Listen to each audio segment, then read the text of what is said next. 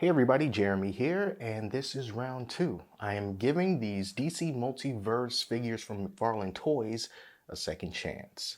I previously reviewed the Batman from Batman the Animated Series, and I was not too thrilled with it. I thought that the paint, for the most part, was not very good, and I also didn't like the fact that he had a very hard time standing up on his own. I'm going to leave a card somewhere so that you can check out that review if you want. But this figure is one that I think is going to be one of the more popular ones from this line, the Batman Who Laughs. That really creepy Joker Batman hybrid. Also, what's unique about this one is that it comes with one of three pieces to build the Batmobile. So there is a build-a-figure element to this, but fortunately, you only need to buy 3 figures. And McFarlane Toys does not have you go out and buy the entire wave just to create it.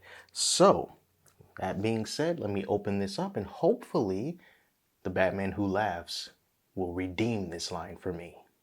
Now, this is more like it. It really is. I like this figure more than I like the Batman from Batman the Animated Series.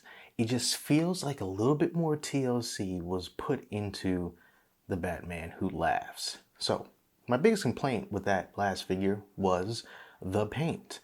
Not so much with this figure here. Now, granted, he doesn't have a whole lot going on. I mean, it's just a whole lot of black, little bit of silver, little bit of gray, and some red and yellow on the teeth and stuff like that. But it's still clean.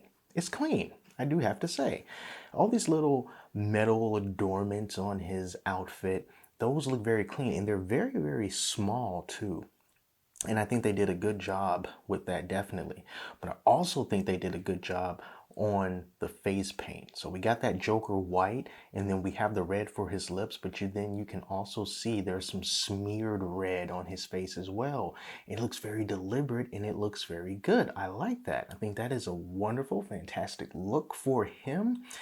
And yeah, good job with that. Even on these weapons here that he has, this scythe and then this other blade piece, they also make sure that they made it look dirty. These look dirty, they look rusty.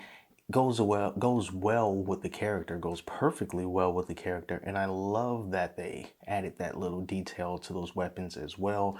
It really helps to round out the whole package and make everything a lot better than that Batman was. Now, I do have him standing up on this stand. He doesn't have as much of a problem standing up as the other Batman did, but I still do think that it's a little more difficult than I would have liked. Now, I did get him in a pose, which I can have him not use the stand at all. His feet are more flatter and more proportionate. It's not that animated style, so he does do a better job at standing up on his own. Could be a little bit better, but it's fine. It's fine, definitely. Now, here's the thing.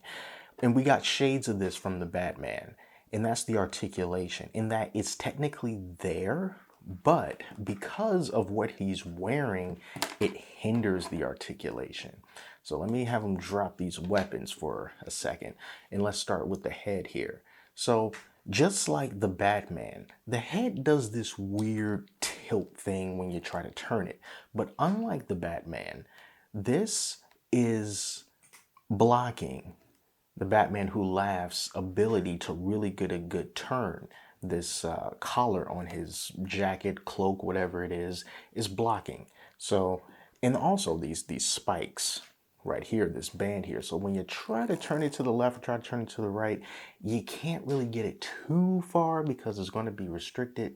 But with little movement that you can do on it, I do think that it kind of works for his character, because people who are insane, typically they can have weird head tilts and stuff, you know. So it kind of works for him, but that is a hindrance nonetheless. And so you can't move his head down all that much. You can move it up a little bit, not too much, but you can move it up a little bit. But, you know, you still have that hindrance because of what he's wearing.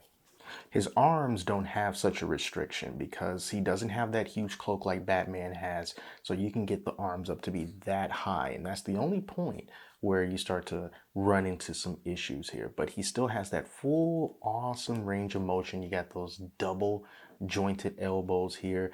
I am not trying to get him to dab. Don't worry about that. You know, as a matter of fact, let's just stop that. So you do have that. You don't really get like an ab crunch because of this. You don't really get that. So you can't really crunch them back and forward because that's all being blocked. Now, as for the legs, you don't really have that hindrance because fortunately this material here does sort of get out of the way. So you can, I mean, and this is kind of stuff that Todd McFarlane was talking about. It's like, yeah, sure, you can get his legs to be this far out, but are you really going to pose him like this? You know, his whole thing was about useful articulation and why he likes detail more than articulation because, you know, it's not really realistic, you know, in a way. But you can do that with him, and he still has the toe articulation. You can move the toe up and down, you can still pivot, and he still has the double jointed knees. So it's got all the same articulation that the Batman has, with a little bit more flexibility because his clothing isn't in the way. And it just looks good. I like it. I like how it looks all tattered at the bottom here. I like how it's sort of, it looks like it's blowing in the wind, gives it a real nice menacing look. And also, not sure if I pointed this out, but the teeth on him is really well done. It's got that nice yellow, brown, stained, and it's got a little bit of black in between. Very, very nice on these teeth. Of course, the teeth are not very nice in general, but the paint job on them is really, really well done. So this is something that gives me a little bit of more hope for these figures, and I'll probably try to get some more. That Batman was a bad first impression, but the Batman Who Laughs, this is more in line with what I was expecting. And oh yeah, one more thing before I go. Here's the Batmobile piece, if you can kind of see it. That's the piece of the Batmobile. You need 3 in order to complete it. It looks okay, but if I ever get around to that, I'll definitely let you know. So there you go. There's my review on the Batman Who Laughs DC Multiverse from McFarlane Toys. This one is a win for me. I'm happy with this one, and I hope that the other ones can impress me just as much because, you know, I think that they did a good job on this. So that's all for now, guys. Until next time, I'm Jeremy. I'll talk to you later.